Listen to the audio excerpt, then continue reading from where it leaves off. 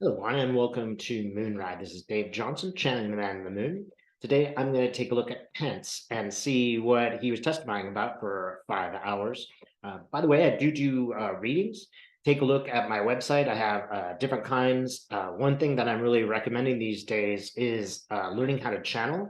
This is a great process, especially right now, because it seems like the energy is right. Take a look at my website, which will be just below, and I'll give you descriptions of different things that I do.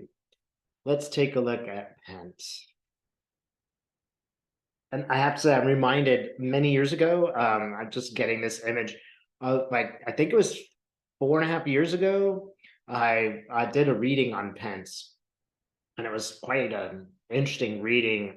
Maybe I will try to post that as well too. But in that reading, he was despised by everyone, and I'm just reminded of that.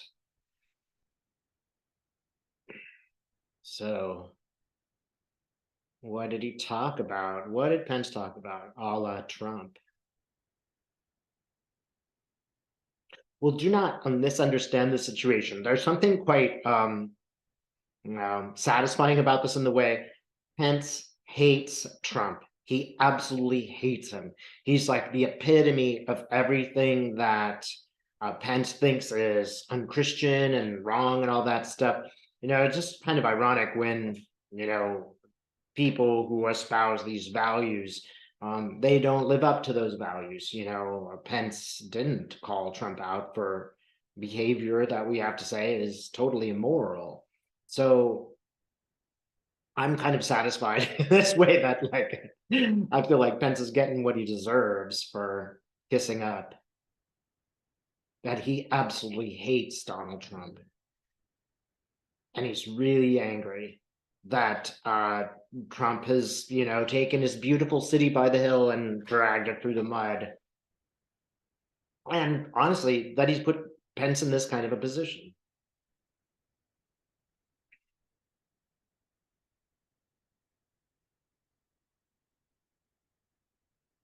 So Pence is interesting, almost like a ghostly figure in a way.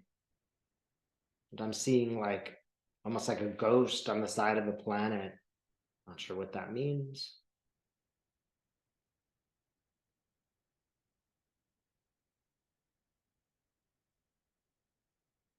It's almost like a shadow. He's like a shadow. There's like a darkness around him.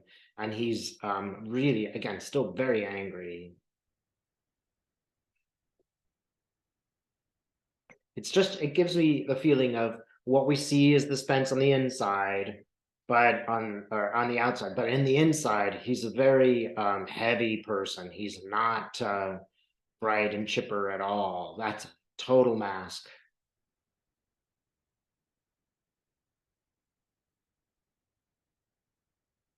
So it's almost like he's watching his words.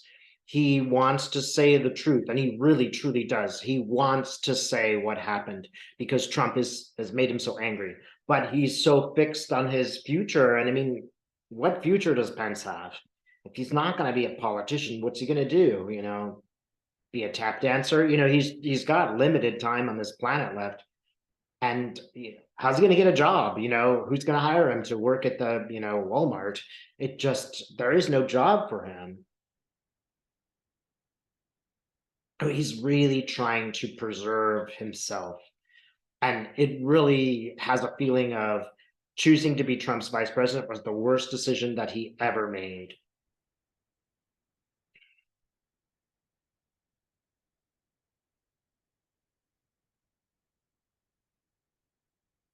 So what's he going to do? What's he saying?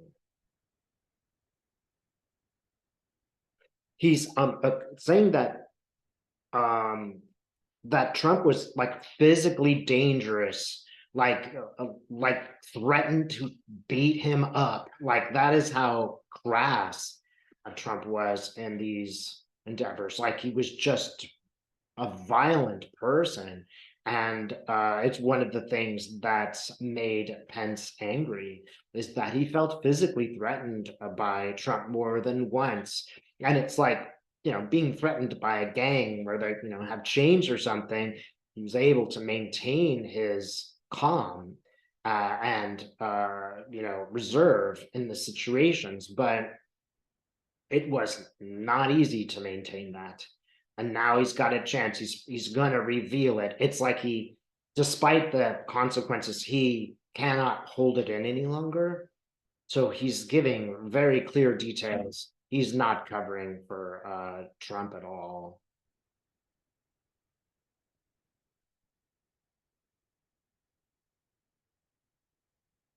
So let's see. Where you going there, Pence?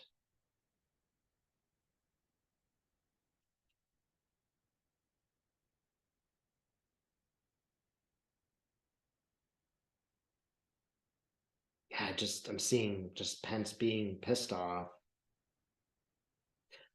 And it's landed, right? So now I'm seeing the jury and they're looking, and this is a grand jury, it's not 12 people, it's more. And they're looking very shocked at what's happened. It's almost like, well, we knew it was bad, but we couldn't imagine that he threatened to kill your wife or something like that. Like we couldn't think it would be that bad, right? It's like the audience, if you will, the jury, cannot help but be moved by what he is saying. This is not some crazy lefty liberal that's speaking.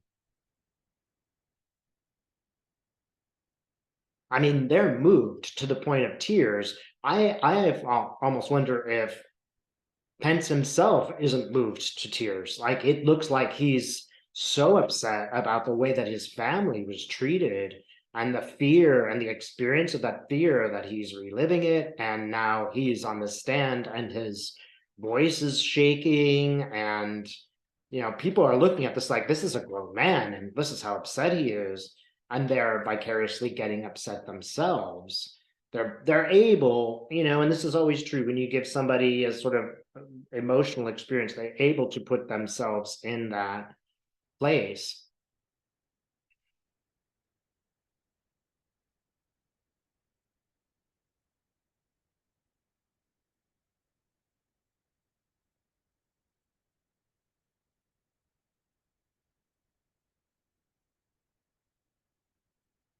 What else is there? It's kind of like his goose is cooked. I've said what I've said, and that's so strong. It has so much weight.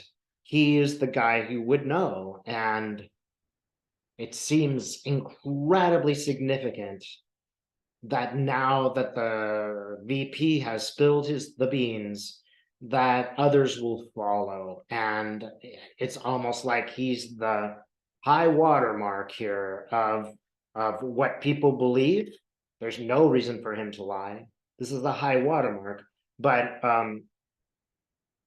the high watermark is really kind of convincing other people to be very straightforward. First of all, they don't want to lie because they could go to jail too.